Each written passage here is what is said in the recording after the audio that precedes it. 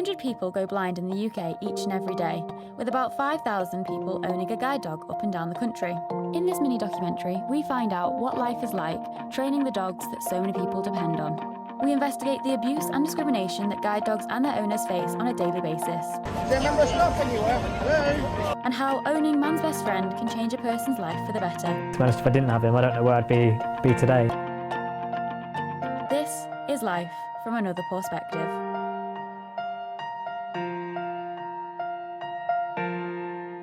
Puppy walkers act as mum and dad for the first year of a guide dog's life. They care for the puppy on a day-to-day basis and train the pups from a young age to get them ready for their life as a working dog. Volunteers receive their dog at 6 weeks old and take care of them for about a year. But up and down the country, there is a shortage of volunteers, with some regions worse than others. Guide Dogs UK are actively recruiting for puppy parents so they can help more and more people. We're always looking for new puppy walkers. I think it's because people just don't realise that the job's there to do. I mean, it is entirely voluntary, and obviously you've got to have the time to devote to it. I mean, it is 24-hour day, 365 days a week. Peter is on his fourth puppy, called Ken. But how do you get into puppy walking?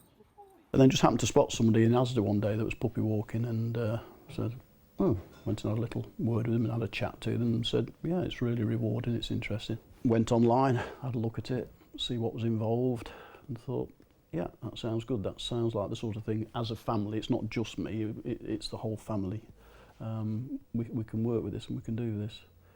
And went through the application process, and lo and behold, several months later, little tiny puppy turns up and away we go. The puppy's training is all about building confidence while still letting them be a puppy. Dottie came out to me at 7 weeks. And in those early days, obviously, we're concentrating on the house training so that she learns to go outside when we want her to, learning her name and the basic commands.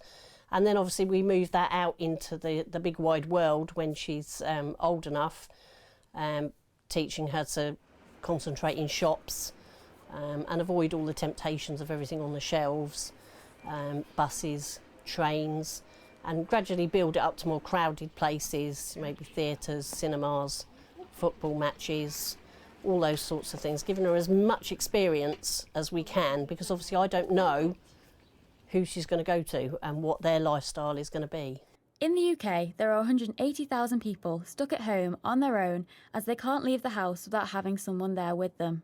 You know, and once we've given them that dog, they don't have to wait for somebody. They can go out as and when they want to. I met my first visually impaired chap before he got his dog, and he spent the entire time I was with him looking at the floor. And he could barely string a sentence together to you. He just stumbled and stuttered over his words. And a few months later, he got his dog, and there was no stopping him. You know, that's what a difference they make to somebody. It is a life-changing thing. And to be part of that is a really good feeling. Training these wonderful dogs can really help someone change their life, and this is why the work that these volunteers do is so important.